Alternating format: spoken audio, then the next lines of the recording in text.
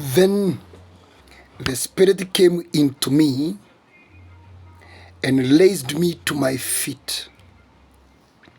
He spoke to me and he said, "Go, shut yourself inside your house, and you, son of man, they will tie with ropes. You'll be bound so that you cannot go out among the people. I will make your tongue stick to the roof of your mouth, so that you will be silent and unable to rebuke them, for they are a rebellious people. But when I speak to you, I will open your mouth, and you shall say to them, 'This is what the sovereign Lord says.' Whoever will reason, let them reason, and whoever will refuse, let them refuse, for they are a rebellious people." Ezekiel 3, verse 24. Demystifying the Holy Spirit. Look here. Ezekiel is saying that when the Spirit came into him, the Spirit raised him to his feet. And this one we are keeping on seeing it severally. That there are fundamental decisions of life that you would want to make.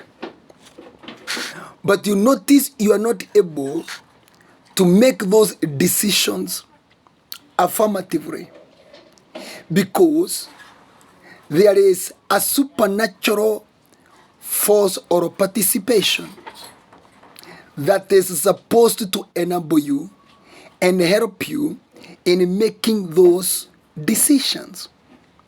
When the Spirit will come upon you, you are raised to your feet, which is a symbol of decision making, making firm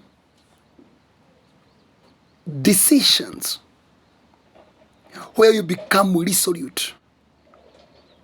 You make choices that are affirmative and confirmatory. Number two, he spoke to me. And here he is saying now, the Spirit is he. He spoke to me. And he said, when the Spirit of the Lord comes upon you,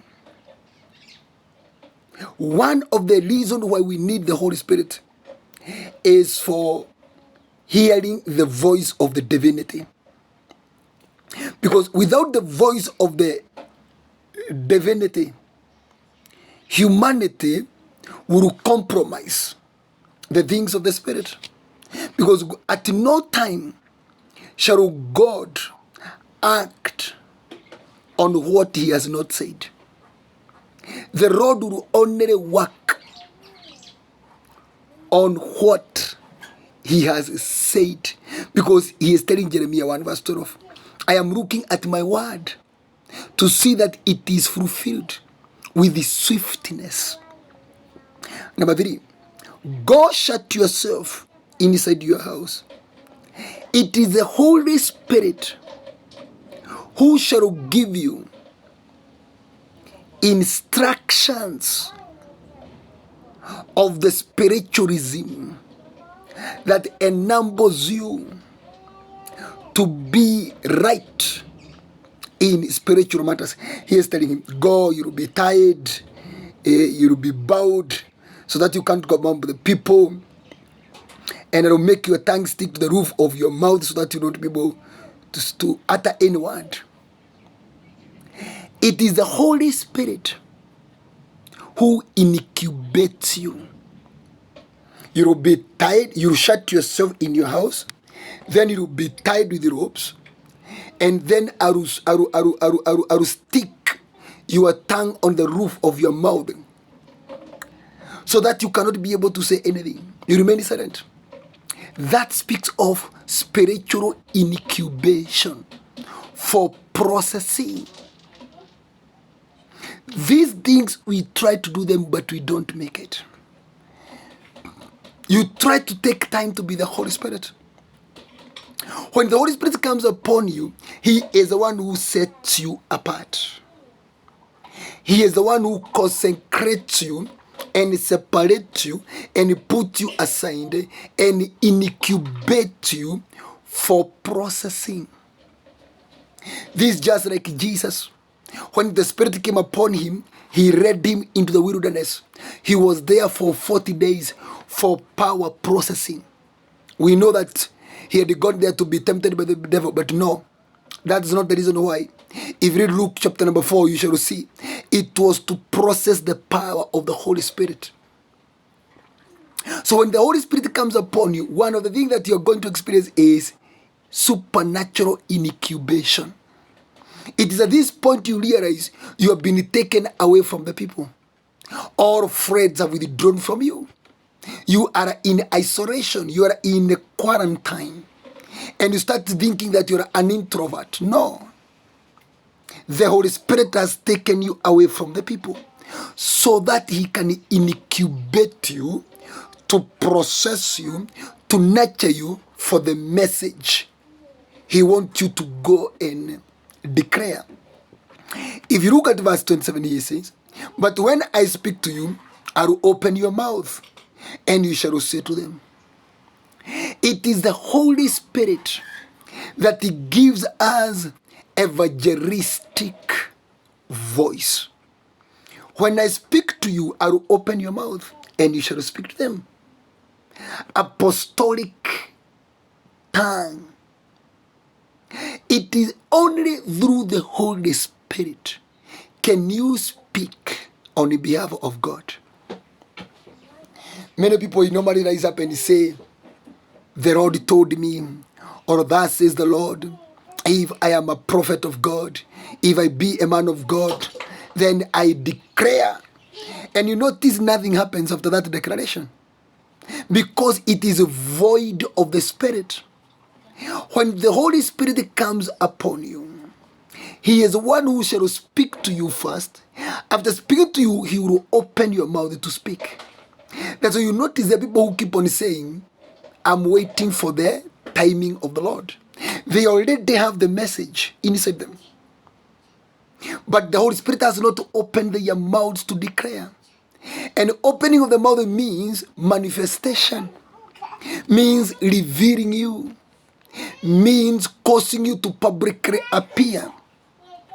So may the Holy Spirit come upon us. This is what the Sovereign Lord says. Whoever will reason, let them reason. And whoever will refuse to them, they are rebellious. Okay, something else you need to notice is that when the Holy Spirit comes upon you, He allows you to speak with sovereignty of God for judgment. Whoever would want to hear, let them hear. Whoever would not want to hear, leave them alone. But tell them, this is what the sovereign Lord says. So when you speak under the influence of the Holy Spirit, you speak with sovereignty. You speak with majesty. You speak with a tongue of justice and righteousness. And you speak pronouncing decisions. So how did this Holy Spirit, according to this verse, come upon Ezekiel? This came upon Ezekiel on the basis of calling as a watchman or as an intercessor. If you can look at verse 16, Ezekiel 3 and verse 16 and verse 17.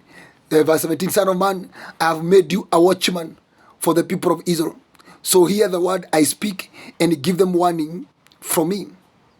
This Holy Spirit comes upon you because of the calling, because of the spiritual responsibility and assignment, because of the purposes of the will of God upon you. The Lord is telling him, "I have today appointed you as watchman for these people." So for him to effectively function as a watchman, he requires the participation of the divinity through the Holy Spirit.